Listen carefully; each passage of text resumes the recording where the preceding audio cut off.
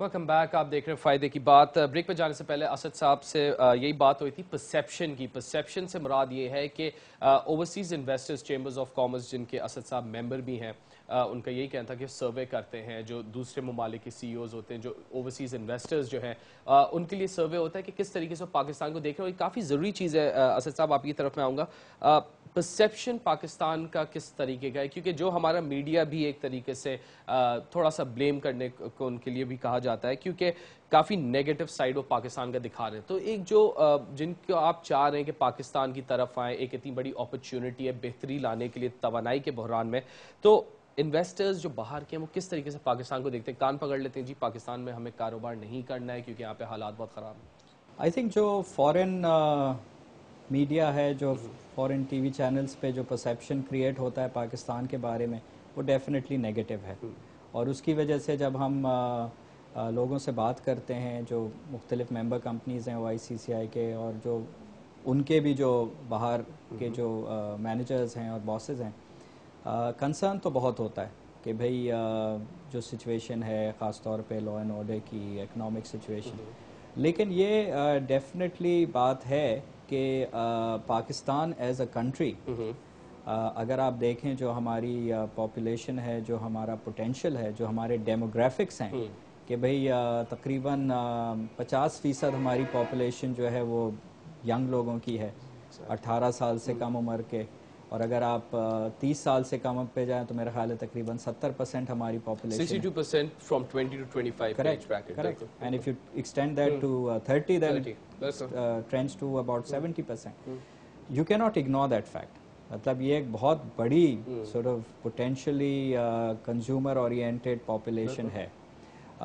उस सब को देखते हुए लॉन्गर टर्म या medium to longer term, I don't think कि लोग इस चीज़ को इग्नोर कर सकते हैं कि Pakistan would offer opportunities for investment. I think short term या short to medium term investment का आना डिपेंड्स अ लॉट कि भाई जो सिचुएशन ओवरऑल हालात हैं मुल्क के, जिसमें कि लॉ एंड ऑर्डर की सिचुएशन है, एनर्जी क्राइसिस, पावर क्राइसिस की सिचुएशन है, गवर्नेंस की बात होती है, टैक्स स्ट्रक्चर हो गया, टैक्स स्ट्रक्चर की इम्प्रूवमेंट की बात है, policies itself may not be bad, लेकिन उनकी इम्प्लीमेंटेशन की बात है, इन्फ्लेशन की बात है कि अगर आपकी 14, 15, 17% इन्फ्लेशन चलेगा, कॉस्ट ऑफ बोरोइंग की बात है, तो ये सब चीज़ें जब आप देखते हैं तो जाहिर है अगर आपके पास चॉइसेस हैं, then you would be really weighing those options. अच्छा, being a member of OICCI, आपके गवर्नमेंट को कहते हैं कि जी ये चीज़ें हैं, ये 5 पॉइंटर्स हैं, ये आप बेहतर कर दें, बाहर से इन्वेस्टर पैसा लगाएगा। जी हाँ, बिल्कुल इस किस्म की हमारी एक रेगुलर इंटरेक्शन गवर्नमेंट के साथ रहती है। As a member of the managing committee हम लोगों की रेगुलर इंटरेक्शंस रहती हैं मुख्तलिफ मिनिस्ट्रीज़ के जो सेक्रेटरीज़ हैं या इवन मिनिस्टर्स हैं एट टाइम्स, और हम उनको बहुत कंसिस्टेंट किस्म के जो फीडबैक होती है हमारी मेंबर कंपनीज़ की इन्हीं एरियाज़ पे जो आपको मैंने अभी बताया, प्लस ज़्यादा स्पेसिफिक ट्रेड एंड इंडस्ट्री हो या एनर्जी हो या मुख्तलिफ एस्पेक्ट्स हैं बिज़नेस के, ज़्यादा स्पेसिफिक फीडबैक ऑन और सजेशन और एडवाइस और इन्वॉल्वमेंट वो हम उनको कंटिन्यूली देते हैं। फिर ये जो सर्वेस का जो नहीं बिल्कुल सुनते हैं, और बात वही आ जाती है कि there is certainly an understanding के ये इश्यूज़ हैं, लोग सुनते भी हैं, पॉलिसी फॉर्मुलेशन में उनमें से कुछ पॉइंट्स इंक्लूड भी होते हैं। रियल की इस और की चैलेंज इस कि उनकी जो इम्प्लीमेंटेशन है और रोबस्ट इम्प्लीमेंटेशन, वो अगर हम ज़्यादा बेहतर कर लें तो उसका फ़ायदा होगा।